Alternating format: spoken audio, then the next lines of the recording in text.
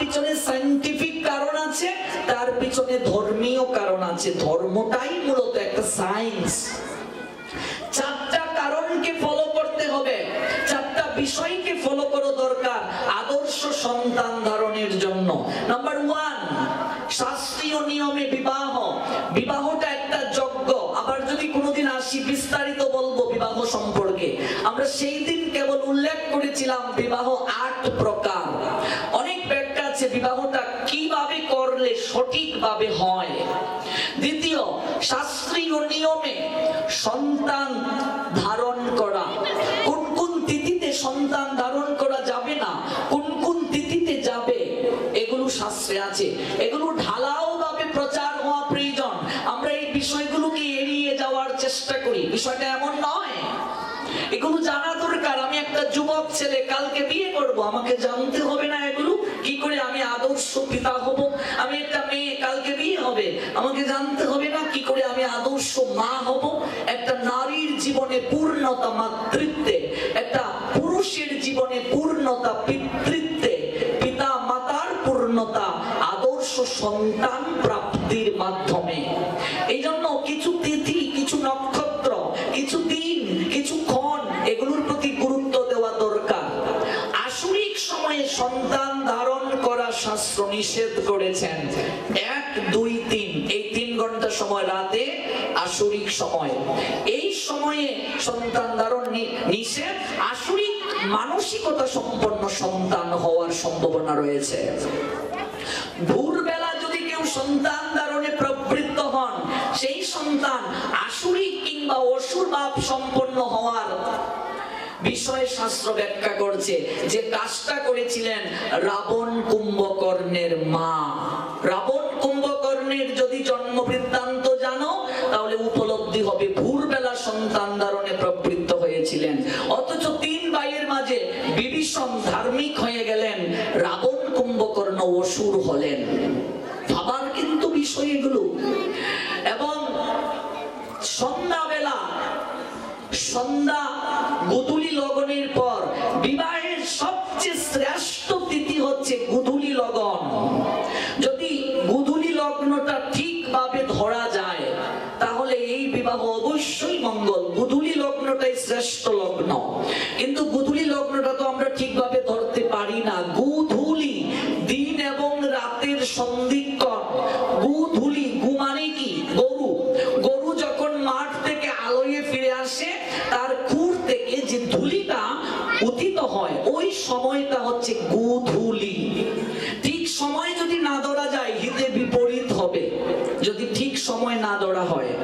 তো এই গোধূলির পর যে সময়টা, যাকে আমরা আঞ্চলিক ভাষায় বলি ত্রিসন্ধ্যা, প্রত্যেক ধর্মের মানুষ এই সময়টাতে স্রষ্টার প্রতি আরাধনা করে। আপনি ধার্মিক মুসলমানদের দিকে তাকান, খ্রিস্টানদের দিকে তাকান, বৌদ্ধদের দিকে তাকান, আমাদের সনাতনীদের দিকে তাকান, এই সময়টা নিশ্চয়ই মা প্রার্থনার সময় সে জ্যোতি জ্বালানো হয়। সে জ্যোতি মানে কি? সন্ধ্যার প্রদীপ। এই যে আমরা সন্ধ্যাবেলা প্রদীপ জ্বালাই ভগবানের উদ্দেশ্যে, এটাকে সে জ্যোতি বলা হয়। সন্ধ্যাবেলা প্রদীপ, আমরা ধূপবাতি যেটাকে বলি আঞ্চলিক ভাষায়, এই সেজুতি জ্বালার সময়, এটা প্রেয়ারের সময়, এই সময়টা আসরিক সময়। এই সময়ে অতৃপ্ত আত্মাগুলো এদিক ওদিক ছুটাছুটি করে। মনে রাখবে, গর্ভবতী যারা, তাদেরকে অবশ্যই এই সময়ে খোলা চুলে কখনো ঘরের বাহিরে থাকা উচিত নয়। এই আকাশে কত আত্মাগুলো ঘুরে বেড়ায়, তোর মধ্যে কিছু পুণ্যাত্মা রয়েছে, মহাত্মা রয়েছে, মহাপুরুষদের আত্মাও রয়েছে। ওরা সেই সকল গর্ব খুঁজে আসার জন্য এমনিতে আমার পেটে সোনা, হীরা, মণিমাণিক্য চলে আসবে। আপনি মহাপুরুষদের জীবন পড়ে দেখুন। আমাদের জগৎগুরু প্রভুপাদ শ্রী শ্রীল ভক্তি সিদ্ধান্ত সরস্বতী গোস্বামী ঠাকুরের পিতামাতার জীবন, কতটা আরাধনা করেছিলেন সন্তান প্রাপ্তির জন্য। আপনি শ্রী শ্রী অনুকূল ঠাকুরের পিতামাতার জীবন পড়ে দেখুন। স্বামী বিবেকানন্দের জন্ম বৃত্তান্ত পড়ে দেখুন, মা বাবা কত আরাধনা করেছিলেন। করেছিলেন। ডাক্তার মহানামব্রত ব্রহ্মচারী, শ্রী শ্রী লোকনাথ ব্রহ্মচারী বাবা, ত্রিকালদর্শী মুক্ত মহামানব তিনি, ত্রৈলঙ্গ স্বামী থেকে শুরু করে রামকৃষ্ণ পরমহংসদেব থেকে শুরু করে সবাই তো মহাপুরুষ। নিগমানন্দ, পরমানন্দ, এই সবার জীবন পড়ে দেখুন তারা কতটা কষ্ট করেছিলেন, সাধনা করেছিলেন একটা সন্তান লাভের জন্য।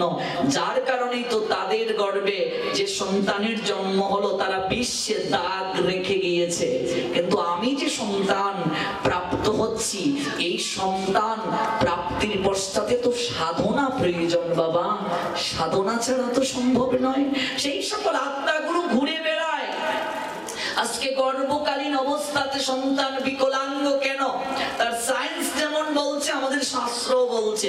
কেন গর্ভ ধারণের পরপরই কিংবা গর্ভকালীন সময়ের পরে, জন্মের পরেই সন্তান কেন মারা যায়? কারণ কি? এগুলো আমি পিতামাতাই দায়ী।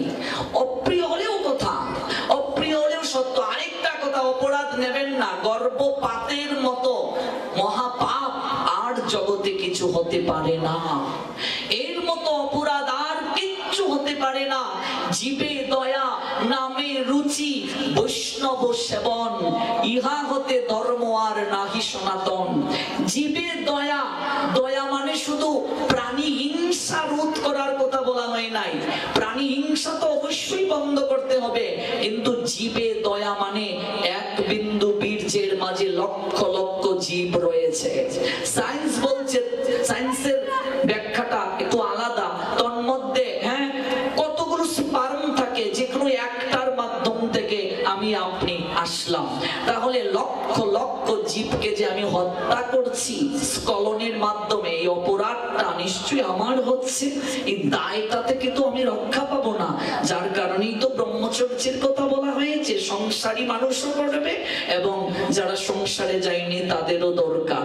ওই জীবের প্রতি দয়া যতদিন যাবত পোষিত না হবে, নামে রুচি হবে না। যতই নাম জপ করো না কেন, নামে রুচি আসবে না, শ্রদ্ধা আসবে না, ভক্তি আসবে না, অনুরাগ আসবে না, প্রেম আসবে না। কেন মাতৃগর্ভে সন্তান মরে তারও শাস্ত্র ব্যাখ্যা দিয়েছে। সায়েন্সও আমাদের বলেছে। সায়েন্সের অনেক বিষয় সনাতন ধর্মের প্রত্যেকটা থিওরির সঙ্গে একীভূত গাথা। তথা কি মহানির্বাণ তন্ত্রগুলো পড়ে দেখবেন।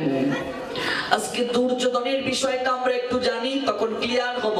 যদি সময় পেতাম আরো কয়েক ঘন্টা, একটা এই বিষয়টা ব্যাখ্যা করলে 3 দিন লাগবে। তাহলে আমরা তো আজকে শ্রীবাস আঙ্গিনার বিষয়টা আর একটু বলবো, এই জন্য সময় দরকার। আমার আলোচনা মানেই বিস্তারিত, আর বিস্তারিত আলোচনা করতে গেলে আমাকে অনেক সময় দিতে হবে। এই জন্য আমি 1-2-3 দিনের আলোচনায় কোথাও আসি না, কারণ আমি নিজেই তৃপ্তি পাই না কথা বলে। আমার মাঝে যেন অতৃপ্ততা থেকে যায়, আরো বলতে ইচ্ছে হয় বিস্তারিত ভাবে, এবং আপনাদেরকেও ঠিকভাবে বোঝাতে পারি না, কারণ অতৃপ্ততা থেকে যায় আমাদের মাঝে। ত্রিসন্ধ্যা সময়টা হচ্ছে প্রত্যেকের আরাধনার সময়। ওই সময়টা মানুষ ভগবত আরাধনা করবে। অথচ এই সময়টায় হিরণ্যকশিপুর মা, প্রহ্লাদের ঠাম্মা, হিরণ্যকশিপুর মা জোর করে তার স্বামীকে শয়ন কক্ষে নিয়ে গিয়েছিলেন। ভাগবত পড়ে দেখুন, আজকে হিরণ্যকশিপু তার ভাই হিরণ্যাক্ষ অসুর কেন হলো? কারণ কি অসুর হওয়ার? অসুর মানে ইয়া মোটা চেহারা, শিং, এসব নয়। মানুষের মাঝে অসুর আছে, মানুষের মাঝে সুর আছে। শ্রীমদ্ ভগবত গীতা বলছেন দৈব অসুর সম্পদ বিভাগ যুগে। অসুর মানে কি? অর্থাৎ মনুষ্য জীবের বিপরীত মুখী যে আচরণ। মানুষ কাকে বলে? 5টা যোগ্যতা যার আছে তাকে মানুষ বলে। ওই মানুষের বিপরীত মুখী যে আচরণ তাকে অসুর বলে। দেবতার বিপরীত মুখী যে আচরণ তাকে অসুর বলে। তাহলে হিরণ্যকশিপুর মা জোর করে তাকে শয়ন গৃহে নিয়ে গিয়েছিলেন। বলছিলেন, আরে কি করছো, এখন তো ভজনের সময়। জোর করে মিলিত হওয়ার ফসল হিরণ্যকশিপু, হিরণ্যাক্ষ আজকে এরকম কেন হলো? অথচ তার গর্ভে কয়াদু, হিরণ্যকশিপুর স্ত্রী, হিরণ্যকশিপুর মাধ্যমে যে সন্তান আসলো প্রহ্লাদ, সেই প্রহ্লাদ আবার বিষ্ণু ভক্ত। কারণ কি? অসুরের ছেলে ভক্ত হলো কেন? অথচ হিরণ্যকশিপুর বাবার মতো একজন আদর্শ ভগবত ভক্ত জগতের বুকে বিরল। মায়ের কারণে এই ঘটনাটা হলো। আর কয়াদুর গড়ে যে প্রহ্লাদ আসলো, সে বিষ্ণু ভক্ত কি করে হলো? এটাকে গর্ভ সংস্কার বলে। আপনি যেভাবেই গর্ভ ধারণ করুন, যদি গর্ভকালীন সময়ে সংস্কার করেন তাহলে অবশ্যই আদর্শ সন্তান পাওয়া সম্ভব।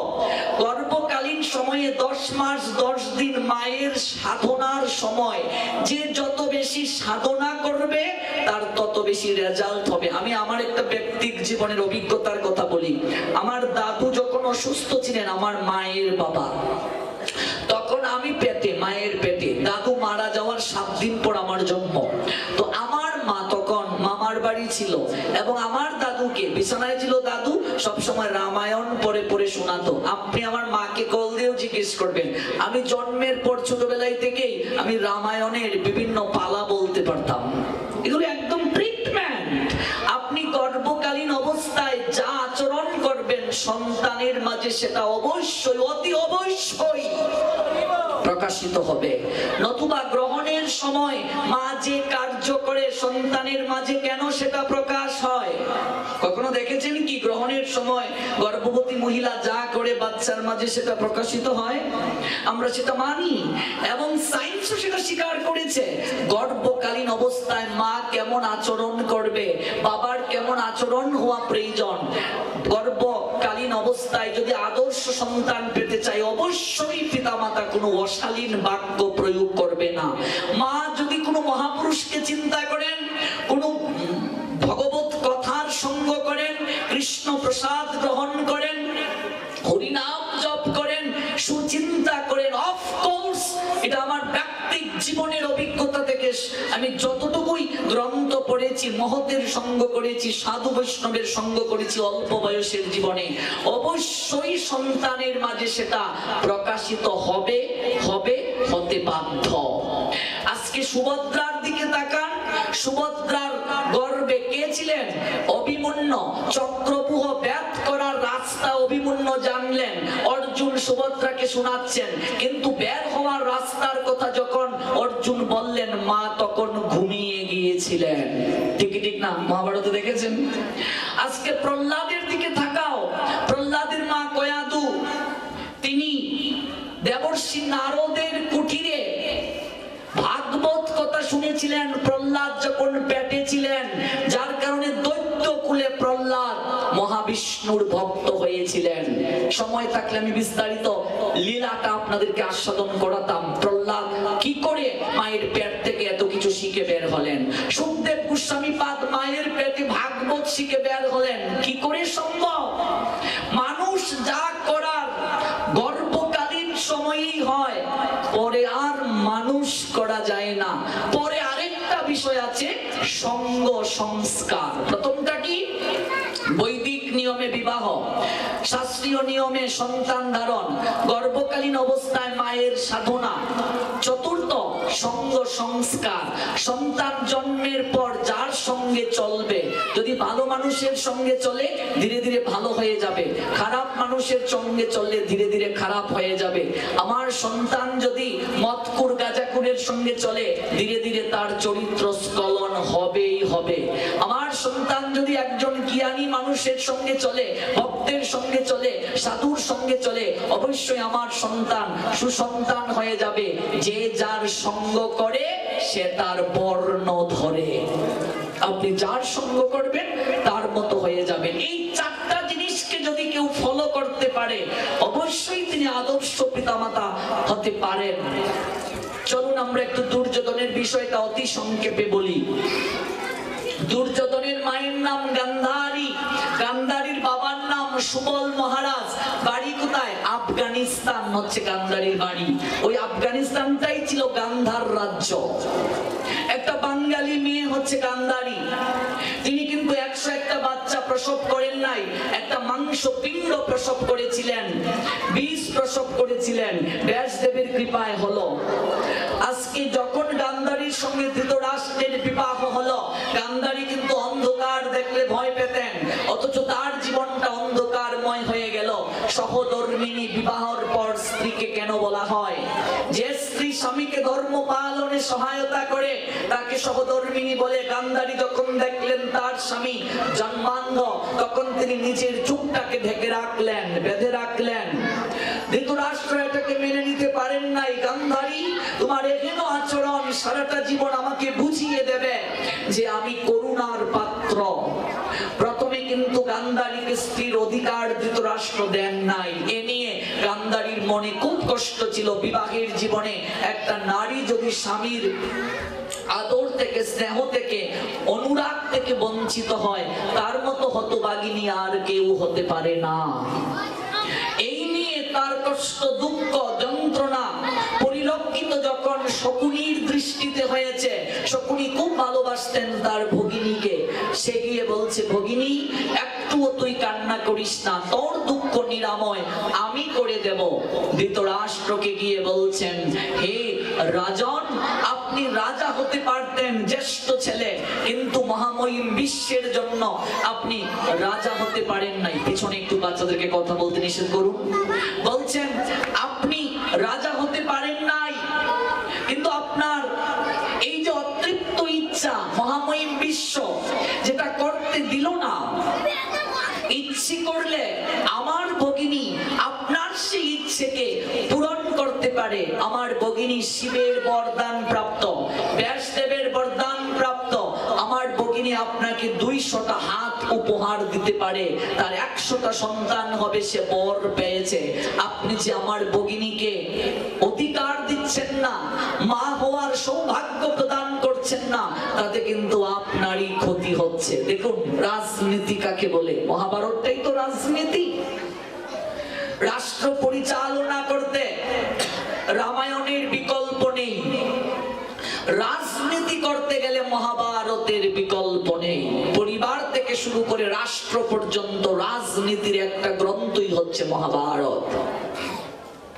রাজনীতি আর কূটনীতি দুটোই দরকার আছে ধর্ম প্রতিপালনের জন্য। এখন ধৃতরাষ্ট্র সেই কথা শুনে গান্ধারীকে অধিকার দিল। রাজ্য লাভের বাসনায় সন্তান ধারণে প্রবৃত্ত হয়েছে ধৃতরাষ্ট্র, স্ত্রীর প্রতি ভালোবাসা থেকে নয়। ভালো করে বুঝুন, পিতা যে মানসিকতায় সন্তান ধারণে প্রবৃত্ত হবে, মায়ের মানসিকতা ডিপেন্ড করবে সন্তানের চেতনায়। এটাই শাস্ত্রের কথা। এই জন্য আমাদের প্রভুপাদ ভক্তি সিদ্ধান্ত সরস্বতী ঠাকুর এবং তদীয় যারা আচার্যগণ রয়েছেন পরবর্তীতে, তারা বিধান দিয়েছেন সন্তান ধারণের পূর্বে পিতামাতাকে অবশ্যই সুসন্তান পেতে গেলে 50 মালা হরিনাম জপ করে সন্তান ধারণে যেতে হবে। এত সহজ নয় আদর্শ সন্তান পাওয়া। এই বিষয়গুলো আলোচনা হয় না, খুব দরকার। নতুন বস্ত্র পরিধান করে, তথাহি মহানির্বাণ তন্ত্র অত্রি সংহিতা বলছেন, এমন কি সেই কক্ষের পরিবেশ পরিস্থিতি, মানসিকতা, কাপড় চোপড়, সেই চেতনাও সন্তানের মাঝে প্রকাশিত হয়। এটা তো সায়েন্সও স্বীকার করছে, স্পর্শের মাধ্যমে মানুষের চেতনা ডাইভার্ট হয়। নইলে কেন ফিজিক্যালি ডিস্টেন্স থাকার জন্য করোনাকালীন সময়ে আমাদেরকে বলা হচ্ছে যে সোশ্যাল ডিস্টেন্স মেইনটেইন করে চলো। আমাদের গ্রন্থ তো কবেই বলছে এই ফিজিক্যালি ডিস্টেন্সের কথা। বারবার হাত ধোয়ার যে কথা বলা হয়েছে, আমাদের বৈষ্ণবীয় যে মত, এটা তো প্রস্তাব করে জল নাও, ল্যাট্রিন থেকে এসে স্নান করো। কমপক্ষে বৈষ্ণব যারা, তাদেরকে 3 বেলা স্নান করার কথা বলছেন, পরিষ্কার পরিচ্ছন্ন থাকার কথা বলছেন, অন্যের কাপড় চোপড় ব্যবহার না করার কথা বলছেন। চেতনা ডাইভার্ট হয়, এমনকি চেতনা যার শুদ্ধ নয় তার হাতে রান্না পর্যন্ত গ্রহণ করে না। এটা কিন্তু মূলত হিংসা থেকে নয়, কারণ একজন কৃষ্ণ ভক্ত সদাচারী যারা, তার চেতনা শুদ্ধ, ওই শুদ্ধ চেতনা রাখার জন্য এই বিষয়গুলো করা হয়। এটা কিন্তু হিংসার জন্য নয়, অন্যকে ছোট করার জন্য নয়। বিষয়টা হচ্ছে এটাই, আর কিছু নয়। এটা স্বামী বিবেকানন্দের জীবনে পূর্ণ প্রকাশিত আছে। উনি যখন পাশ্চাত্যে ধর্ম প্রচার করতে গিয়েছিলেন, সনাতন ধর্মের হয়ে লেকচার দিতে গিয়েছিলেন আমেরিকার শিকাগোতে, স্বামী বিবেকানন্দ 1893-তে, 1893 সালে। সেখানে যখন গিয়েছেন, এক পাশ্চাত্য নারী, তিনি 1 গ্লাস দুধ নিয়ে এসেছিলেন স্বামী বিবেকানন্দের জন্য। স্বামী বিবেকানন্দ দুধটা গ্রহণ করছেন না, বলছেন মা আমি দুধটা গ্রহণ করতে পারবো না। বলছেন কেন? বলছে আমি উপলব্ধি করতে পারছি এই দুধের গ্লাসের মাঝে, দুধের মাঝে কামনা ঝলঝল করছে। পাশ্চাত্যে যখন বিবেকানন্দ গিয়েছিলেন, এক রূপসী নারী বিবেকানন্দকে বলেছিলেন আপনি যদি আমাকে গ্রহণ করেন আমার খুব ইচ্ছে আপনাকে স্বামী রূপে পাওয়ার। কেন আপনার ইচ্ছে? কারণ বিবেকানন্দ এত সুন্দর ছিলেন, এত সুন্দর চেহারা এবং ব্রহ্মচর্য ব্রত পালন করতেন। বলছেন যেন এরকম একটা মহাপুরুষ আমার সন্তান হয়। তখন স্বামী বিবেকানন্দ তাকে প্রণাম দিয়ে বলছেন আজ থেকে আপনি আমার মা, আপনার সন্তান হবে এটা তো পরের কথা, আপনার সন্তান হয়েই গেল। কতটা বিচক্ষণ ছিলেন দেখুন। এত সহজ নয় সাধু হওয়া। সাধু হতে গেলে প্রথম দুটা জিনিস দরকার, এক চরিত্র, দুই ব্যক্তিত্ব। যার চরিত্র নেই, ব্যক্তিত্ব নেই, সে গুরু হওয়ার যোগ্য নয়। যদি কোনো গুরুদেবের চরিত্র স্খলন হয়, হরিভক্তি বিলাস গ্রন্থ বলছে ডিরেক্টলি সেই গুরুদেবকে ত্যাগ করতে হবে। আমাদের সমাজে এরকম কুসংস্কার আছে, গুরু যদি খারাপ হয় তথাপি গুরু। কে বলছে আপনাকে এসব কথা? গুরু যদি অসৎ চরিত্রের হয় সে গুরু কে? গুরু নামে গরু, আর শিষ্য নামের শস্যকে ভক্ষণ করছে। শাস্ত্রে চৈতন্য চরিতামৃত কি বলছেন? যদ্যপি আমার গুরু চৈতন্যের দাস তথাপি জানিও তারে তাহারই প্রকাশ। আমার গুরুদেব যদি চৈতন্য মহাপ্রভুর সেবক হয় তাকে ভগবানের মতো সম্মান করতে হবে। সেই গুরুদেবকে কি হতে হবে? অবশ্যই সৎ চরিত্রের হতে হবে। প্রত্যেক শিষ্যকে মায়ের নিয়ে দেখতে হবে, নতুবা সে গুরু কেন? সাধু হয়েও যদি তার আকর্ষণ থাকে মেয়েদের প্রতি, সে তো সাধুই নয়। ভক্তিবিনোদ ঠাকুর বলছেন কামিনী কাঞ্চন প্রতিষ্ঠা ছাড়িয়াছে যে সে হলো বৈষ্ণব। বৈষ্ণব হতে গেলে তিনটা জিনিসকে অর্জন করতে হবে আর ত্যাগ করতে হবে বাসনা। এক কামিনী, প্রথম মানে কি? নারীর প্রতি লালসা ত্যাগ করতে হবে। কাঞ্চন, অর্থের প্রতি লালসা ত্যাগ করতে হবে। আর কি? প্রতিষ্ঠা, এটাকে আমাদের ভক্তিবিনোদ ঠাকুর বলছেন বাঘিনী। ওই বাঘিনী যদি তোমাকে আঁচড় দেয় ছেড়ে আসতে পারবে না। সাধুর চরণে এই তিনটা এমনিতেই লুটিয়ে পড়বে। অর্থ সাধু অভাব হয় নাকি? প্রকৃত সাধুর চরণে অর্থ এসে আপনা থেকেই পড়বে, সম্মান আপনা থেকেই পড়বে। এগুলো তো এমনিতেই পাবে সে, এগুলোর প্রতি লালায়িত কেন হবে? শাস্ত্র বলছেন গুরুদেবের যে আচরণ থাকা দরকার, বৈষ্ণবের যে আচরণ থাকা দরকার যদি না থাকে, সাধুর যে আচরণ থাকা দরকার যদি না থাকে, তাহলে অবশ্যই আবার নতুন করে তাকে সংস্কার হতে হবে, দীক্ষা নিতে হবে। আমরা মনে করি গুরুদেব যাই হোক গুরু নিন্দা করা যাবে না, কিন্তু শাস্ত্র কি বলছে? গুরু নিন্দা অবশ্যই করা যাবে না। নরোত্তম দাস ঠাকুর তো বলেই দিয়েছেন, এবং আমাদের আচার্যগণ বলে দিয়েছেন, সনাতন দাসও বলে দিয়েছেন, গুরু নিন্দুকের মুখ কবু না হেরিবে, যতায় হয় গুরু নিন্দা ততা না যাইবে। কোন গুরুদেব? আবার হরিভক্তি বিলাস গ্রন্থ বলছেন, এমনকি ভাগবত বলছেন, এমনকি আমাদের মহাভারত বলছেন, ভাগবত বলছেন, সেই গুরু গুরু নয় যে শিষ্যকে সঠিক রাস্তা না দেখিয়ে তাকে ভোগের পণ্য ভাবে, সে গুরু নয়। প্রশ্ন ওঠে না? যার প্রতি আমার শ্রদ্ধাই নাই, সম্মানই নাই, তার কাছ থেকে শিখবো কি করে? সাধুর প্রতি তো আমার সম্মান থাকতে হবে, শ্রদ্ধা থাকতে হবে। তারপর কি? সেই পিতা পিতাও নয়, এটা তো সেদিন আলোচনা করলামই। যদি ভক্তি শিক্ষা না দেয় হিরণ্যকশিপু, সেই ভাই ভাই নয়। বিভীষণ রাবণকে ত্যাগ করলেন, সেই মা মা নয় যদি ভক্তি শিক্ষা না দেয়। কৈকেয়ীকে 14 বছর ভরত মা ডাকলেন না, কিন্তু মায়ের স্থান সবার উপরে, সেদিন আলোচনা করেছি। গুরুদেবের স্থান সবার উপরে। গুরুদেব হচ্ছেন ভগবানের সাকার বিগ্রহ।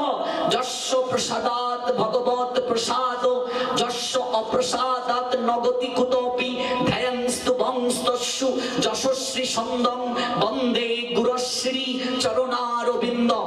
যিনি সন্তুষ্ট হলে ভগবান সন্তুষ্ট হয়ে যান, যিনি অসন্তুষ্ট হলে ভগবান পর্যন্ত কৃপা করেন না, তিনি হচ্ছেন গুরু। তাহলে সেই গুরুকে কতটা আচরণশীল হতে হবে ভেবে দেখুন, যার স্থান এত উপরে। গুরুদেবের যদি শাস্ত্রীয় আচরণ না থাকে, ভাগবত বলছেন প্রাথমিক 4টা যোগ্যতা গুরুদেবের থাকবে। তারপর বিশ্বনাথ চক্রবর্তী ঠাকুর আরো 8টা যোগ্যতার কথা বলছেন তার গুরু অষ্টাকমে। প্রাথমিক যোগ্যতা 4টা কি? যিনি গুরুদেব হবেন তাকে অবশ্যই আহার শুদ্ধ হতে হবে। যে গুরুদেব মাছ মাংস সেবা করে সে কখনো গুরু হওয়ার যোগ্য নয়। এটা আমার কথা নয়, ভাগবতের কথা। কারণ কলি তার মাঝে থাকে, যে কলির সঙ্গে বসবাস করে তার চেতনা শুদ্ধ নয়। দ্বিতীয় কার্য, যে গুরুদেব চা পান বিড়ি সিগারেট নেশা জাতীয় দ্রব্য সেবন করে তিনি গুরু হওয়ার যোগ্য নন। তৃতীয়, যিনি দ্রুত ক্রীড়া তাস পাশা জুয়া ইত্যাদি খেলেন তিনি গুরু হওয়ার যোগ্য নয়। চতুর্থ, যিনি অবৈধ মৈথুন কার্য অর্থাৎ সেক্সুয়ালিটির সঙ্গে যুক্ত তিনি কখনো গুরু হওয়ার যোগ্য নন। 4টা কার্যের কথা ভাগবত বলছেন। কাজী গুরু মানে কি? গু মানে অন্ধকার, রু মানে আলো। যিনি জীব সকলকে অন্ধকার থেকে আলোর পথের সন্ধান দেন তিনি হলেন গুরু। কত উপরে স্থান তার, তাকেও সেরকম আচরণশীল হতে হবে। তারপর চৈতন্য চরিতামৃত কি বললেন? যেই কৃষ্ণ তত্ত্ববেত্তা সেই গুরু হয়। যিনি কৃষ্ণকে সম্যক রূপে ভাবেন, শূদ্র বলে কোনো কথা নেই, সন্ন্যাসী বলে কোনো কথা নেই, বিপ্র বলে কোনো কথা নেই। কৃষ্ণ তত্ত্ববেত্তা যিনি তিনি গুরু হওয়ার যোগ্য। যেই কৃষ্ণ তত্ত্ববেত্তা সেই গুরু হয়। শ্রীমদ্ ভগবত গীতায় স্পষ্ট বলা হয়েছে, তদ্বিদ্ধি প্রণিপাতেন পরিপ্রশ্নেন সেবয়া উপদেক্ষন্তি তে জ্ঞানম জ্ঞানীন তত্ত্বদর্শিনঃ। গুরুদেব হবেন তত্ত্বদ্রষ্টা। ভুলবশত কেউ যদি আচরণশীল গুরুদেবের কাছ থেকে দীক্ষা নিয়ে নেয়, কিংবা কেউ যদি উপলব্ধি করে যে গুরুদেব আচরণশীল নন, কিংবা দীক্ষার সময় আচরণ ছিল, পরবর্তীতে যদি দেখেন তিনি ভ্রষ্ট হয়ে গেছেন, শাস্ত্র বলছেন তৎক্ষণাৎ একজন সদাচারী গুরুদেবের কাছ থেকে পরবর্তীতে তাকে আবার দীক্ষা নিতে হবে। এটা ভাগবতের কথা, হরিভক্তি বিলাসের কথা, মহাভারতের কথা। তবে ওই গুরুদেবকেও দূর থেকেই প্রণাম দেবে, নিন্দা সমালোচনা করার দরকার নেই। আমি কিন্তু কারো নিন্দা করছি না, আমি চুরি করিনি, আমাকে চোর বলা নিন্দা। কিন্তু আমি চুরি করেছি, আমাকে চোর বলা নিন্দা নয়, অন্যকে সচেতন করা। ভালো করে বুঝবেন, নিন্দা শব্দেরও ডেফিনেশন আছে। এই জন্য যিনি গুরু হবেন অবশ্যই তাকে আচরণশীল হতে হবে। আর মূল কথা, শুধু আচরণ থাকলেই হবে না, শিষ্যকে যে ভক্তি শিক্ষা দেয় না। গুরুদেব মানে একজন মাস্টার, সংস্কৃতা শিক্ষক, একজন পথ প্রদর্শক। তিনি অবশ্যই হাতে কলমে স্টুডেন্টদেরকে শিক্ষা দেবেন, শেখাবেন, পড়াবেন। এবার দীক্ষা নেওয়ার পরে 20 বছরেও কিচ্ছুই শিখলাম না, জানলাম না, তাহলে দীক্ষা নেওয়ার মানে কি? দেখো শুদ্ধ কানে একটা ফু দেওয়া? অবশ্যই নয়। দীক্ষা মানে দক্ষতা অর্জন করা। আপনি দীক্ষার আগেও যা ছিলেন দীক্ষার পরেও তাই, তাহলে আপনার পরিবর্তন কি? উত্তর দিন আমায়। গুরুদেব গ্রহণ করার মানে একজন শিক্ষক গ্রহণ করা। আমি কতটুকু তার কাছ থেকে শিখলাম, কিংবা তিনিও কি আদৌ প্রকৃত শিক্ষক? এই জন্যই দীক্ষা নেওয়ার আগে যাচাই করতে হবে। যাচাই করা অপরাধ নয়। আমরা এই কথাটা বলে মানুষকে একেবারে নিচে রাখি, সাবধান, গুরুদেব যাই করুক তবুও গুরু, নিন্দা করা যাবে না। ওই যে মূর্খতা আমাদের মাঝে। হ্যাঁ, আমি যদি অসৎ হই আপনি আমাকে বেশ আসনে কেন বসাবেন? আমি অসৎ বলেও আমাকে আপনার সম্মান করতে হবে এমন কথা তো শাস্ত্র বলে নাই। আমার ব্যাস আসনে বসার যে যোগ্যতা সেটা যদি না থাকে আপনি আমাকে বসাচ্ছেন মানে আপনি অপরাধ করছেন। এই অপরাধের দায় আপনাকেও নিতে হবে। অযোগ্যবান ব্যক্তিকে যোগ্যতার স্থানে বসিয়ে দিলেন, হবে না। আমাকেও শাস্তি পেতে হবে, আপনাকেও শাস্তি পেতে হবে। ও আচরণশীল বৈষ্ণবের মুখে কৃষ্ণ কথা শোনা উচিত নয়। ডিরেক্টলি পদ্ম পুরাণ বলে না, লোক দেখানো। সাত্বিক শ্রাদ্ধ মানে হচ্ছে শ্রদ্ধার সঙ্গে দান করা। এবার দান কয় প্রকার? সাত্বিক, রাজসিক, তামসিক। তামসিক দান মানে কি, সাত্বিক দান কি, এগুলো গীতায় আছে, একটু পড়ে নেবেন আপনারা। গুণত্রয় বিভাগ যুগ বলবেন, সত্য রজ তম তিনটা গুণের ব্যাখ্যা আছে। সাত্বিক শ্রাদ্ধ, শ্রাদ্ধ শ্রদ্ধার সঙ্গে অন প্রত্যয় যুগে। অন মানে কি বোঝানো হয়েছে? পিণ্ডদান। পিণ্ড শব্দের অর্থ কি? প্রসাদ। শ্রাদ্ধ হচ্ছে যজ্ঞ, বিষ্ণুর সন্তুষ্টি বিধানের জন্য করা হয়। তাহলে প্রথমে শ্রাদ্ধে রান্না করে ভগবানকে দিতে হবে ভোগ, তারপর সেই ভোগটা দিতে হবে গুরু বৈষ্ণব ভগবানকে, তারপর ওই ভোগটা পিণ্ডটা দিতে হবে কাকে?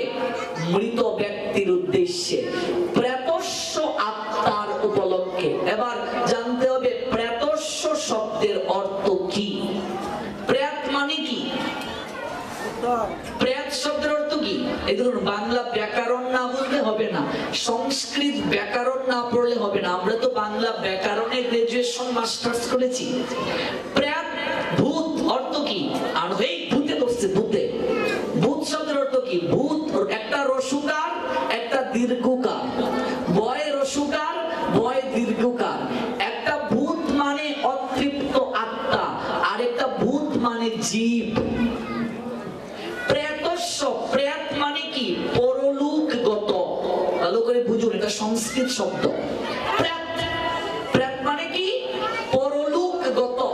প্রেতস্য মানে পরলোকগত, যাহা গত হয়ে গেছে। দেখুন আমরা কত ভুল করি শাস্ত্র না জানার কারণে। কেউ মারা গেলে আমরা লেখি স্বর্গীয় অমুক সা, লেখি কি লেখি না? এই জায়গাটাও ভুল। এটা কিভাবে? আপনি কি জানেন আপনার বাপ মরার পর স্বর্গে গেছে? আপনার বাবা তো স্বর্গের উপরের জায়গাতেও যেতে পারে। তাহলে আপনি আপনার বাবাকে ছোট করছেন না? ব্রহ্মলোকেও যেতে পারেন, এমনকি বৈকুণ্ঠ ধামেও যেতে পারেন, গোলক বৃন্দাবনেও যেতে পারেন, পিতৃলোকেও যেতে পারেন, এমনকি নরকেও যেতে পারেন। আপনি কি করে জানলেন স্বর্গে গেছেন? এই শব্দটাই তো প্রয়োগ হবে না, স্বর্গীয় লেখা যাবে না। গীতায় ভগবান বলছেন নবম অধ্যায়, রাজবিদ্যা রাজগুহ্য যুগে অল্প বুদ্ধি সম্পন্ন ব্যক্তি যারা, মানে যাদের বুদ্ধি কম, তারাই স্বর্গ কামনার জন্য কর্ম করে। ডিরেক্টলি নির্দেশ গীতায়, পড়ে দেখেন নবম অধ্যায়। তাহলে এখানে কি লিখতে হবে? স্বর্গীয় শব্দ লেখা যাবে না। এটা প্রকৃত শব্দটা এই জায়গায় প্রযোজ্য, স্বর্গীয় নয়। আপনার আমার বাবা যদি বৈকুণ্ঠে গিয়ে থাকেন, তাহলে তাকে স্বর্গীয় লিখে কি আমি ছোট করছি না? তাহলে এই জায়গায় লিখতে হবে পরলোকগত অমুক সাহা। পরলোকগত মানে তিনি এই লোকে নাই, পরের লোকে গিয়েছেন। যে কোনো লোকে যাইতে পারেন, কথা বুঝতে পেরেছেন আমার? পরলোকগত মানে পরের লোক, এই লোকে নাই। স্বর্গেও যেতে পারেন, বৈকুণ্ঠেও যেতে পারেন, গোলক বৃন্দাবনেও যেতে পারেন। হরি বল! গোলক বৃন্দাবনেও যেতে পারেন, পিতৃলোকেও যেতে পারেন, ব্রহ্মলোকেও যেতে পারেন। পরলোকগত অমুক, পরলোকগত যে মরে গেছে তার আগে লিখতে হবে পরলোকগত। পরলোকগত মানে পরের লোকে গিয়েছেন। স্বর্গেও যেতে পারেন, বৈকুণ্ঠেও যেতে পারেন, ব্রহ্মলোকেও যেতে পারেন, পিতৃলোকেও যেতে পারেন, এমনকি শ্রেষ্ঠ লোক গোলক বৃন্দাবনেও যেতে পারে। তাহলে আমার বাবা গোলক বৃন্দাবনে, আর আমি তাহলে লিখে দিয়েছি স্বর্গে। কি স্বর্গ তো এই বাড়ির পাশে। গীতায় ভগবান বুঝালেন স্বর্গ তো বাড়ির পাশে। পুণ্যের প্রভাবে মানুষ স্বর্গে যায়, পুণ্য শেষ কার ধাক্কা দিয়ে স্বর্গ থেকে বের করে দেয়। আপনি 5 স্টার হোটেলে গিয়েছেন, 7 স্টার হোটেলে গিয়েছেন, সেখানে গিয়ে ভালো মন্দ খাবেন, আপনার টাকা আছে, টাকা নাই, আপনাকে ঘাড় ধাক্কা দিয়ে বের করে দেবে। আপনি পুণ্য করেছেন, স্বর্গে যাবেন, স্বর্গে গিয়ে ভোগ করছেন, পুণ্য শেষ, আপনাকে ঘাড় ধাক্কা দিয়ে স্বর্গ থেকে বিদায় করে দেবে। স্বর্গে কেউ যেতে চায় নাকি? স্বর্গ তো অনিত্য জায়গা, আমাদের যাওয়ার জায়গা হচ্ছে গোলক বৃন্দাবন। আপনার বাবা যদি গোলক বৃন্দাবনে গিয়ে থাকেন, তাহলে আপনি কি আপনার বাবাকে ছোট করছেন না? ভেবে দেখুন। তাহলে আপনি স্বর্গীয় কেন লিখবেন? আপনি, আমি তো জানি না তিনি কোথায় গিয়েছেন, তবে আমার ইচ্ছা অবশ্যই আমার বাবা যেন সবার উপরের লোকে যায়, প্রত্যেক সন্তানই চায়। তাহলে লিখতে হবে পরলোকগত, মানে তিনি এই লোকে নাই, এই লোক থেকে গত হয়ে গেছেন, মানে মারা গেছেন। পরলোকগত অমুক। আমরা কোন প্রসঙ্গে ছিলাম? প্রসঙ্গটা হচ্ছে শ্রাদ্ধ। শ্রাদ্ধ 12 প্রকার, সাত্ত্বিক, রাজসিক, তামসিক, 3টা প্রক্রিয়ায় করা যায়। কোন কোন পুরাণ শাস্ত্রে উল্লেখ আছে পুরাণের মাঝে 3টা প্রকার, সাত্ত্বিক পুরাণ, রাজসিক পুরাণ, তামসিক পুরাণ। কোন কোন পুরাণ শাস্ত্রে উল্লেখ আছে মাছ দিয়ে শ্রাদ্ধ করা যাবে, কোন কোন পুরাণে। তবে এটা কাদের জন্য? তামসিক মানুষের জন্য। এবার আপনাকে আমাকে বিচার করতে হবে আমি কোন দলের মাঝে পড়ছি, সাত্ত্বিকের, রাজসিকের না তামসিকের। আমাদের কোন শাস্ত্র কাউকে কোনো কিছু জোর করে চাপিয়ে দেয় নাই, আমাকে গলার মাঝে পা দিয়ে কখনো বলে নাই তোকে মাছ মাংস ছাড়তেই হবে, এমন কথা বলে নাই। ভগবান গীতায় 3টা পথের কথা বলছেন। দেখো বাবা, এটা সাত্ত্বিক পথ, এটা রাজসিক পথ, এটা তামসিক পথ, তুমি কোনটা গ্রহণ করবে সিদ্ধান্ত তোমার। বুঝতে পেরেছেন আমার কথা? জোর করে কিছু বলে নাই যে তুমি ছাড়তেই হবে, বলছেন আমার জিনিস আমাকে না দিয়ে খেলে তুমি চোর। তাহলে ভগবান তো মাছ মাংস খায় না? খায়, আমি খাচ্ছি।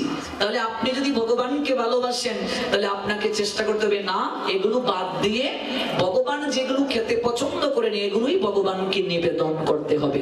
মনে করুন আমি একজনকে ভালোবাসি, আমার গার্লফ্রেন্ড বাদাম খেতে পছন্দ করে, তাহলে আমি কি করবো? 5 টাকার বাদাম হইলেও তার সাথে নিয়ে যাবো। তুমি মনে রাখছো আমি বাদাম খাইতে পছন্দ করি।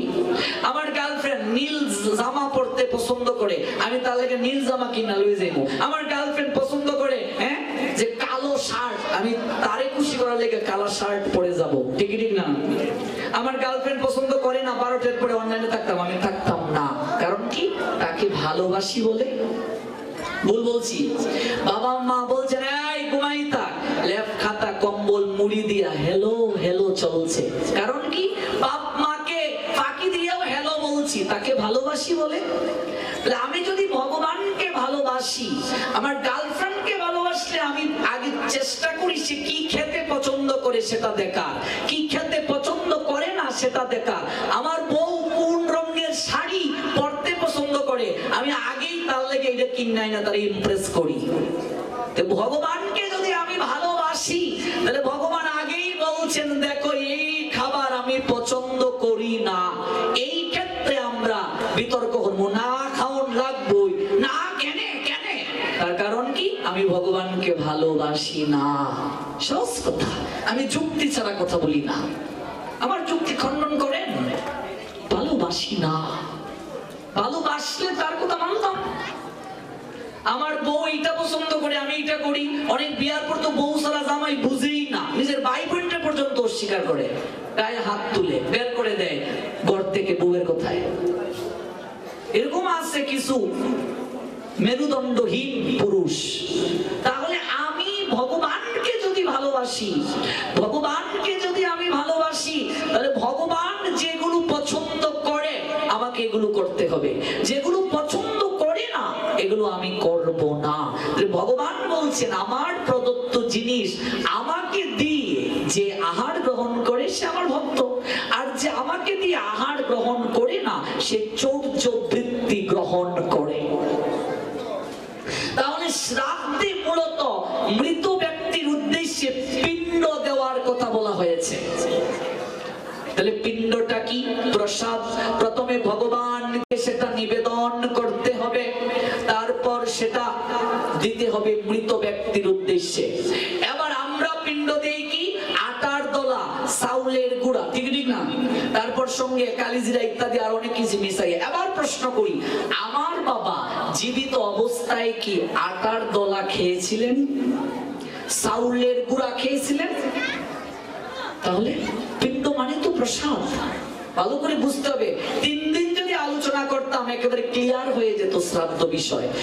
মৃত্যুর পরে আত্মা কই যায়, কতদিন থাকে, কোন জায়গায় কিভাবে অবস্থান করে, এগুলো ডিটেইলস জানা দরকার। তাহলে অনেকেই বলে আমার বাবা তো জীবিত অবস্থায় বর্মি বাজারের সবচেয়ে বড় তেলাপিয়া মাছটা নিয়ে খাইতা। তাহলে শ্রাদ্ধে কাকা বাবু আমার বাপের শ্রাদ্ধে কিতা করতাম? কাকা বাবু কইছেন কিতা কইতাম রে শ্যামানন্দ, তোর বাপের লগে আমি ছোটবেলা থেকেই চলছি। বর্মি বাজারে যখন কোনো দোকান আসলো না, আমরা দুইজনে আইটা আইটা বেড়াইছি, নৌকা দিয়া খাটাল বেচছি। তখন তোর বাপে খাটাল বেচছে সবচেয়ে বড় তেলাপিয়া মাছটা আনছে। কি আর করবে? আত্মায় যা টানে তাই খাওয়া। আত্মা তুষ্ট মানে জগৎ তুষ্ট।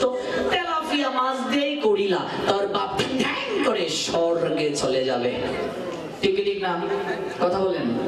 অথচ ভগবান গীতায় বললেন আত্মাকে অস্ত্রের দ্বারা কাটা যায় না। 2য় অধ্যায় সাংখ্যযোগ, নয়নম চিন্দন্তি শস্ত্রাণি নয়নম দহতি পাবক নচয়ানম ক্লেদন্তি আপ ন সুশৌতি মারুত অচ্ছেদ্য অয়ম অদাজ্য অয়ম অক্লেদ্য অশুষ্য এবচ নিত্য সর্বগত স্থান অচল অয়ম সনাতন। আত্মাকে অস্ত্রের দ্বারা কাটা যায় না। গীতায় ভগবান বলছেন আগুনে পুড়ানো যায় না, জলে ভেজানো যায় না, হাওয়াতে শুকানো যায় না। আত্মা অচ্ছেদ্য, আত্মা অদাহ্য, আত্মা অক্লেদ্য, আত্মা অশুষ্য। আত্মার জন্ম নাই, আত্মার মরণ নাই। বাসাংসি জীর্ণানি যত বিহায়। শ্রীমদ ভগবত গীতা 2য় অধ্যায় সাংখ্যযোগ 22 নং শ্লোক। নবানি গৃহ্ণাতি নর অপরাণী তথা শরীরানি বিহায় জীর্ণানি অন্নানি সংজাতি নবানি দেহি। দেহটা কাপড়ের মতো, কাপড় ছিঁড়া গেলে নতুন কাপড় পরি, পুরাতন শরীর হয়ে গেলে out of soul no existence body, my body is land of touch the body smelling the river causes body valueless. Out of soul, the soul acts to other body. Out of soul no existence body, the body all time corrupted, but the soul all time evergreen. The soul all time adolescence. Out of soul no existence body, that all time all situation the soul evergreen, all time all situation the soul adolescence, but body valueless time to time any situation. তাহলে আত্মাকে অস্ত্রের দ্বারা কাটা যায় না, আগুনে পোড়ানো যায় না, জলে ভেজানো যায় না, হাওয়াতে শুকানো যায় না, কোনো কিছুই করা যায় না। আত্মা অচ্ছেদ্য, আত্মা অদেজ্য, আত্মা অক্লেদ্য, আত্মা অশুষ্য। দেহের কেবল বিনাশ হয়, আত্মার কখনো বিনাশ হয় না। এই অপ্রাকৃত যুগটাই ভগবান অর্জুনকে উপলক্ষ করে আমাদের জন্য দিয়েছিলেন। That very ancient science of the relationship with the Supreme is today told by me to me, because you are my extreme intimate, extreme man, extreme commemorated, extreme follow, extreme pal, extreme ibar, extreme friend, as well as my friend, and can therefore understand the transcendental mystery of the sciential power supreme being Krishna. Srimad Bhagavad Gita say 2 chapter, 4 chapter, extremely proud, of course, seeing this as it is Srimad Bhagavad Gita. না পড়লে বুঝবেন কি করে, জানবেন কি করে? এজন্য তো পড়তে হবে, জানতে হবে। আত্মার তো কিছুই নাই। আত্মার চাহিদা যে আমরা বলতেছি, আত্মায় টানতেছে, আত্মায় তো কিছু খায় না, আত্মায় মাছও খায় না, আত্মায় মাংসও খায় না, আত্মায় তো কিছুই খায় না। আমরা বলতেছি আত্মায় টানতেছে। যদি কষি কষি লাউ পাতা দিয়ে একটা শুটকি ভর্তা খাইতে পারতাম। এবার জানতে হবে ক্লাসিফিকেশন অফ সোল, আত্মা কয় প্রকার। বিস্তারিত সময় দরকার, এগুলো জানতে হবে। কোন আত্মার ডিমান্ড কি? আমার তোমার মাঝে কয়টা আত্মা আছে? আত্মাগুলো কি কি? পরমাত্মা, আত্মা, জীবাত্মা, আত্মা, রামাত্মা, ভূতেশ্বর। কোন আত্মার কি কাজ? কোন আত্মা কি করে? কোনটা কি চেতনা লাভ করে? পরমেশ্বর ভগবান কৃষ্ণ তিনি সাধারণ কেউ নয়। I am the source of all spiritual and materials.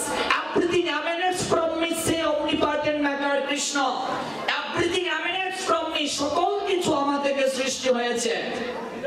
The wise person, meritorious person, intelligent person, know the engage in my devotional service and worship me all their hearts. Say, all power supreme being Krishna dance after Aham Sarvasya Prabhava Matta Sarvam Pravartate Iti Matta Bhajante Mam Buddhabab Samannita.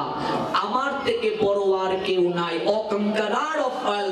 There is not good superior to me, operating acts upon me as well as dragon tread. সপ্তম অধ্যায় 7 নং শ্লোকে ভগবান বলছেন, দশম অধ্যায় 8 নং শ্লোকে ভগবান বলছেন, বিভূতি যুগে আমি জড় চেতন জগতের সকল কিছুর উৎস, আমার থেকে সকল কিছু সৃষ্টি হয়েছে। বুদ্ধিমান ব্যক্তি যারা, তারা আমার কথাকে উপলব্ধি করে। বুদ্ধিমান ব্যক্তি আমার আইন ছাড়া অন্য কোনো কিছু পালন করে না। এবার আপনাকে বিবেচনা করতে হবে, আমাকে বিবেচনা করতে হবে, আমার বুদ্ধি আছে না বুদ্ধি নাই। That is proved, that question. আমি কাকা বাবু সিদ্ধান্ত দিচ্ছি, তোর বাপে বর্মি বাজারের সবচেয়ে বড় তেলাপিয়া মাছ নিয়ে খাইতো, তুই মাছ কর। সেই কাকা বাবু জীবনে কি গীতা পড়েছেন? সেই কাকা বাবু জীবনে কি শাস্ত্র পড়েছেন? তাহলে তিনি যে আজকে নির্দেশনাটা দিলেন এই ক্ষেত্রে, that uncle অর্থাৎ কাকা বাবু, his extreme ignorance, that proved question. এই সমস্যাটা সমাধানের জন্য কাকা বাবু মূর্খ, কারণ তিনি শাস্ত্র জানেন না। ভগবান যেখানে বললেন গীতায়, আমার কোনো প্রকার আত্মার আহার নাই, জন্ম নাই, মরণ নাই, অস্ত্র দ্বারা কাটা যায় না, আগুনে পুড়ানো যায় না, জলে ভেজানো যায় না, হাওয়াতে শুকানো যায় না, আত্মা অচ্ছেদ্য, আত্মা অদাহ্য, আত্মা অক্লেদ্য, আত্মা অশুষ্য, নিত্য সর্বগত স্থান অচলয় সনাতন। What means that word সনাতন? সনাতন means all time evergreen, না consumed, কখনো ক্ষয় হয় না যাহা। আমার ধর্ম সনাতন, যা ছিল, যা আছে, যা থাকবে। এটা আমি চ্যালেঞ্জ করে বলছি, আমার ধর্ম থেকে পৃথিবীর সকল ধর্মের সৃষ্টি হয়েছে। কারো সাহস নেই আমার সঙ্গে চ্যালেঞ্জ অ্যাকসেপ্ট করার। Challenge to you. আমার ধর্ম থেকে পৃথিবীর সকল ধর্মের সৃষ্টি হয়েছে। পৃথিবীর সকল ধর্ম সনাতন থেকে সৃষ্টি হয়েছে। আজকে জানি না, রিসার্চ করি না, এই জন্যই এই সমস্যাটা আমাদের মাঝে হচ্ছে। সনাতন মানে চিরন্তন, যা ছিল, যা আছে, যা থাকবে। আজ থেকে 4500 বছর পূর্বের সূর্য মন্দির মিশরে আবিষ্কার করা হয়েছে, প্রত্নতাত্ত্বিক বিভাগ। নিউজটা পেয়েছেন নিশ্চয়ই। তাহলে 4500 বছর আগের সূর্য মন্দির মিশরে আবিষ্কার করছে। সূর্য দেবতা, extreme source of energy, all source of extreme energy, sun, সমস্ত কিছুর উৎস তিনি। তা থেকে সমস্ত শক্তি সার্কুলেশন হচ্ছে। তাহলে আমি যে কথাটা বলছিলাম, আত্মা সনাতন, আত্মা খায় না। আত্মার খাবার কি? আত্মার খাবার কেবল হরিনাম, আত্মার খাবার কেবল কৃষ্ণ কথা। জয় জয় শ্রী রাধে শ্যাম। এখন আমরা একটু পরে যে প্রসাদ গ্রহণ করব, এটাও কিন্তু আত্মার খাবার না, এটা দেহের খাবার। দেহকে দুদিন খাবার না দিলে দেহ ক্লান্ত হয়ে যায়। আত্মাকে খাবার না দিলে আত্মার অবস্থা কি হবে ভেবে দেখো। তাহলে আমরা শ্রাদ্ধের প্রসঙ্গে ছিলাম। আমরা যে বলতেছি আত্মা তুষ্ট মানে জগৎ তুষ্ট, আত্মা কিছু খায় না। শ্রাদ্ধ একটা যজ্ঞ। যজ্ঞ কাকে বলে? শ্রীমদ্ ভগবত গীতা যারা পড়েছেন তারা জানবেন, 3য় অধ্যায় কর্মযোগ 9 নং শ্লোক। আমি একেবারে রেফারেন্স ছাড়া কথা বলি না। যজ্ঞার্থৎ কর্মণ অন্যত্র লোক অয়ম কর্ম বন্ধন তদর্থম কর্ম কন্তেয় মুক্ত সঙ্গ সমাচর। 3য় অধ্যায় কর্মযোগ 9 নং শ্লোক। ভগবান বিষ্ণুর প্রীতি সম্পাদন করার জন্য কর্ম করা উচিত, তা না হলে এই কর্মই জড় জগতের বন্ধনের কারণ হবে। ভগবানের সন্তুষ্টি বিধানের জন্য তুমি কর্তব্য কর্ম করো, নইলে তুমি সর্বদাই কর্মে বন্ধনে আবদ্ধ হবে। কারণ ভগবান শ্রীমদ্ ভগবত গীতায় স্পষ্ট করে বলে দিয়েছেন, কর্মণীয়ব অধিকারতে মা ফলেষু কদাচন মা কর্ম ফল হেতু ভূমাতে সঙ্গ অস্ত অকর্মাণি। কর্মে কেবল তোমার অধিকার আছে, ফলে কখনো তোমার অধিকার নাই। তাহলে শ্রাদ্ধটা হচ্ছে বিষ্ণুর সন্তুষ্টি বিধানের জন্য কর্ম করা। তাহলে আমি যে কর্তব্য করছি এটা কি ভগবানের সন্তুষ্টি হচ্ছে কি হচ্ছে না আগে দেখতে হবে। যে লোকটা 10 দিন বলুন, 12 দিন, 15 দিন, কয়দিন শ্রাদ্ধ করতে হবে এটা তো বিশাল বিতর্ক, শাস্ত্র নিয়ে আরেকবার আসলে সমাধান করবো, আমরা এত দূর যাচ্ছি না। যে লোকটা যে কয়দিনেই করলো, কি করছে? ফলমূল খাচ্ছে, কেউ জল খেয়ে থাকছে, কেউ অবিষণ্ণ খাচ্ছে, মাটিতে ঘুমাচ্ছে। কতটা সদাচার ভাবে রয়েছে ভালো করে বুঝুন। কি করে সদাচারের পর আমি গ্রামবাসী সমাজের মানুষরা তাকে পাপ কার্য করাই? নিজের বিবেককে প্রশ্ন করুন। অথচ মাছের শ্রাদ্ধে কেউ গিয়ে ধূপবাতি দেখায়, হরিবল হরিবল হরিবল। কত মূর্খ আমরা! মাছের শ্রাদ্ধে গিয়ে ধূপবাতি দেখায়, প্রণাম দেয়। অনেকেই বলে ও নিরামিষ শ্রাদ্ধ, না যেতাম না। এই হচ্ছে অবস্থা। শ্রাদ্ধে আহার করলে কি হয় সেটাও শাস্ত্রে আছে। এই বিষয়গুলো আমার কথা নয়, শাস্ত্রের কথা। কিছু কিছু পুরাণ শাস্ত্রে মাছের কথা বলা হয়েছে তামসিক মানুষদের জন্য, এবং সেই শ্রাদ্ধ তামসিক বলে গণ্য হবে। আমি নিশ্চয়ই সন্তান হিসেবে চাইব না আমার পিতামাতার শ্রাদ্ধ তামসিক শ্রাদ্ধ হোক। কোন সন্তান চাইবে না, সুসন্তান যারা, কুসন্তানদের কথা আলাদা। এবার সমগ্র পুরাণকে মন্থন করে কি শাস্ত্র রচনা হয়েছে? ভাগবত 7ম স্কন্ধ 15তম অধ্যায় 7 নং শ্লোক। ভাগবত খুলে দেখবেন গিয়ে, পৃষ্ঠা সহ বলে যাচ্ছি। 7ম স্কন্ধ 15তম অধ্যায় 7 নং শ্লোক। ভাগবতের শ্লোক হচ্ছে 18,000। কত হাজার? 18,000-এর মাঝে 7ম স্কন্ধ 15তম অধ্যায় 7 নং শ্লোক। সেখানে কৃষ্ণ দ্বৈপায়ন বেদব্যাস যে অপ্রাকৃত ভাগবত সুধামৃতে সবাইকে উপভোগ করালেন, সেই শ্লোকটায় দেবর্ষি নারদ যুধিষ্ঠির মহারাজকে ডিরেক্টলি বললেন, শ্রাদ্ধে আমিষাং নিষিদ্ধ। শ্রাদ্ধে কোনো প্রকার মাছ মাংস করা যাবে, বিশেষ করে কলিযুগে একদম নিষেধ। কোথায় আছে? ব্রহ্ম বৈবর্ত পুরাণে কলিযুগে 5টা জিনিস নিষেধ। অশ্বমেধ যজ্ঞ, ভূমেধ যজ্ঞ। 3 দেবরের দ্বারা সন্তান উৎপাদন নিষেধ। 4 মাছ মাংস নিষেধ। আর 5 মায়াবাদ সন্ন্যাস কলিযুগে নিষেধ। এই 5টা জিনিস কলিযুগের মানুষকে অবশ্যই পালন করতে হবে, নইলে তাদের ভজন শক্তি, এমনকি শারীরিক সৌন্দর্য, এমনকি অর্থ, এমনকি বিত্ত, এমনকি বৈভব, সকল কিছু ধীরে ধীরে ক্ষয় হয়ে যাবে। বুঝেছো মা? কলিযুগের মানুষকে এগুলো নিষেধ। কি দরকার আছে এক টুকরা খাওনের? আমার যদি এত গুণ নষ্ট হয়। শ্রাদ্ধটা এত ইম্পর্টেন্ট বিষয়। আহারের জন্য ডিরেক্টলি নিষেধ করা হয়েছে। আত্মায় কোনো খাবার খায় না। ডিরেক্টলি শ্রাদ্ধে সাত্বিক আহার হতে হবে, নইলে সেই শ্রাদ্ধ তামসিক বলে গণ্য। স্পষ্ট শাস্ত্রে বলা হয়েছে। তবে কিছু কিছু পুরাণে উল্লেখ আছে মাছের কথা। যদি কেউ করে মাছ দিয়ে, তামসিক শ্রাদ্ধ। সিদ্ধান্ত আপনার, আপনি কোনটা গ্রহণ করবেন, সাত্বিক, রাজসিক না তামসিক। আমি কোনো সিদ্ধান্ত দিয়ে যাচ্ছি না, গ্রহণ করার সিদ্ধান্ত আপনার। বর্মি বাজারের 2 বার মেট্রিক ফেল কৌরা ফুরির মতো, ফললে ফাঁস, না ফললে ফেল। কিছু করার নেই। যা কিছু করো রে মন আপনার লাগিয়া। আমরা কোন প্রসঙ্গ থেকে এত দূর গেলাম যে মহাভারতে যখন চিত্রাঙ্গদ মারা গেল, বিচিত্র বীর্য মারা গেল, বংশ রক্ষা কি করে হবে?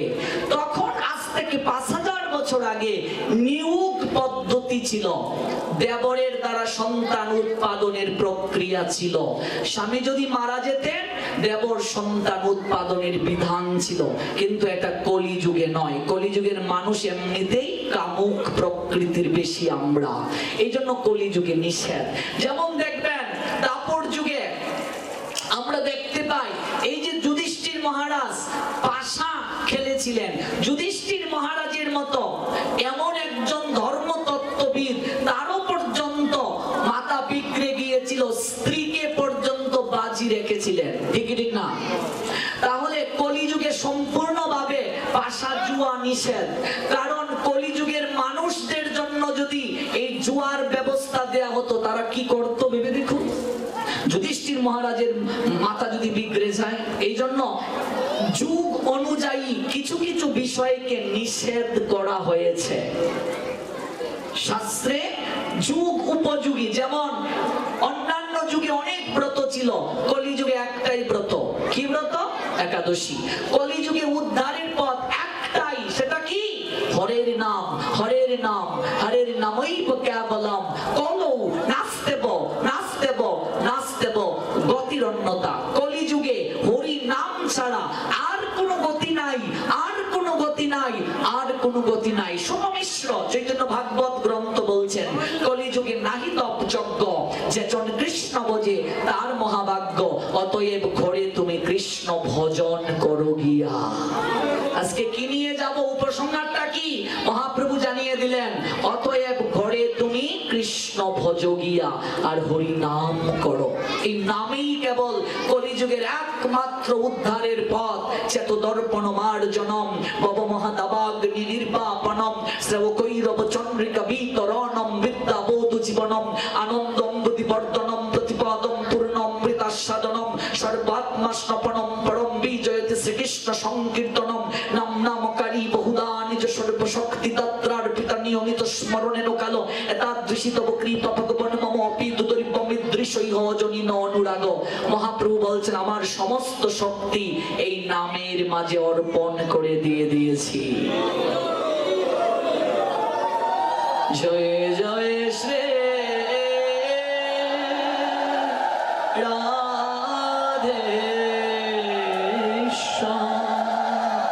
সমস্ত শক্তি নামের মাঝে অর্পণ করে দিয়েছি। তাত্রার পিতা নিয়মিত স্মরণে নৌকালো। তুমি কেবল নিয়মিত এই নাম শ্রবণ করো, কীর্তন করো, এতাদৃশী তব কৃপা, এটা থেকেই তোমার কৃপা হবে। ভগবান মময়পি দুদর্বমিদৃশ্য ইহ জনি নয়নুরাগ। মহাপ্রভু বলছেন, এত সহজ বিধান দেওয়ার পরও এই কলিহত জীবের নামের প্রতি ভালোবাসা জাগলো না, প্রেম জাগলো না। যদি বলি, ওগো কাকিমা জপমালাটা নাও, কাকিমা বলবেন মেয়েটার বিয়ে দিয়ে তারপর জপমালা নেব, সময় নাই। আমার এক ঘটনা নিজের চোখে দেখা, এক মাসিকে বলি সপ্তাহে একটা দিন শুক্রবারে তো মন্দির আসতে পারো মাসি। মাসি কয়, বাবারে আগামী ফাল্গুন মাসে আমার ফুয়ারার বিয়া, ফুয়ারে বিয়া করাইয়া বউরে সংসার সমঝাইয়া এক শুক্রবার মিস হইতো না বাবা, খালি একটু সময়টা দে, খালি একটু সময় দেয়।